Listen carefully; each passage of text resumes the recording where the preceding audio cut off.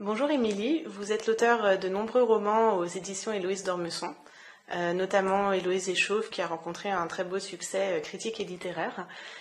Aujourd'hui, on est très heureux de parler un petit peu avec vous de votre prochain titre qui s'appelle Une Sainte et qui sortira pour la rentrée littéraire 2013.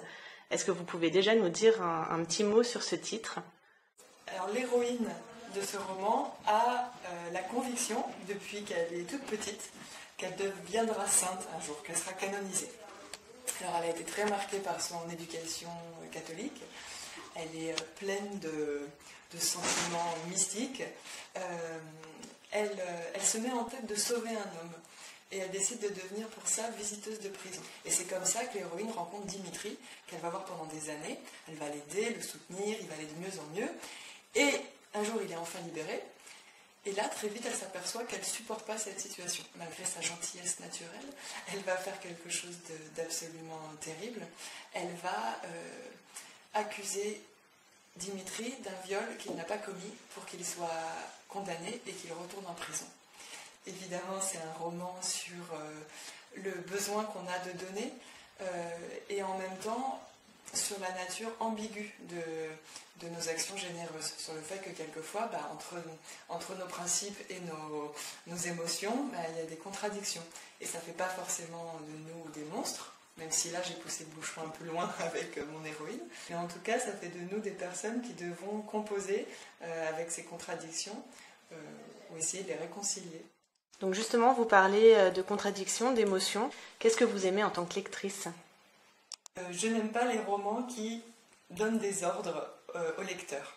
J'aime les écritures un peu floues, un peu impressionnistes, où en gros, toute la question de la poésie, la sensation est mise au premier plan. Donc par exemple, j'adore les romans de William Faulkner, de James Joyce, de Virginia Woolf, de Malcolm Lowry, et je n'ai cité que des morts. Alors parmi les vivants, Ian McEwan ou John Maxwell Coetzee, qui d'autre ? Évidemment, mon préféré, Cormac McCarthy.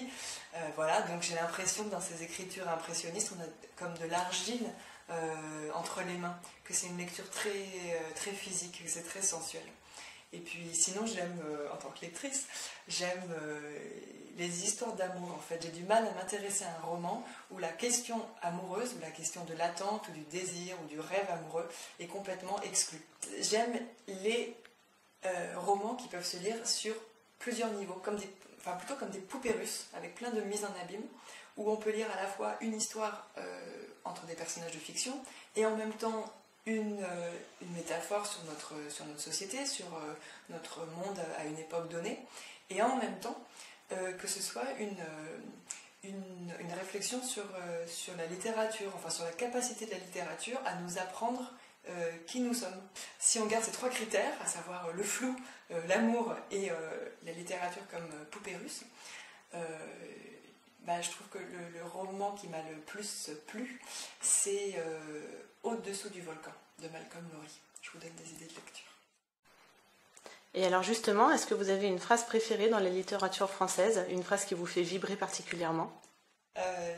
Il y a un vers de Joachim du Bellay. C'est juste un petit alexandrin. « Et les muses de moi, comme étranges, s'enfuient. » J'adore le chagrin qu'il y a dans ce vers, la musique. C'est l'idée que, quitter le monde, c'est mourir, d'accord, c'est la grande mort, mais pour celui qui écrit, perdre ses muses, donc perdre l'envie ou la force d'écrire, c'est ça la mort. Est-ce que vous savez déjà ce que seront vos futurs projets ? Connaissez-vous déjà le thème de votre prochain ouvrage ? Mon prochain roman, je pense, ce sera l'histoire d'une femme qui devient peu à peu invisible, qui disparaît, qui s'efface en fait par morceaux. Et elle est la seule à trouver ça anormal. Tout le monde dans son entourage a toujours une explication tout à fait rationnelle pour expliquer pourquoi il lui manque un bras, un pied, un main. Donc ce sera un roman sur le thème de la perte, sur le fait qu'il nous arrive plein de choses au cours de notre vie, qu'on oublie, mais que notre mémoire garde quelque part, et en tout cas que notre corps garde. Donc un roman sur la perte, un peu sous forme de fable absurde.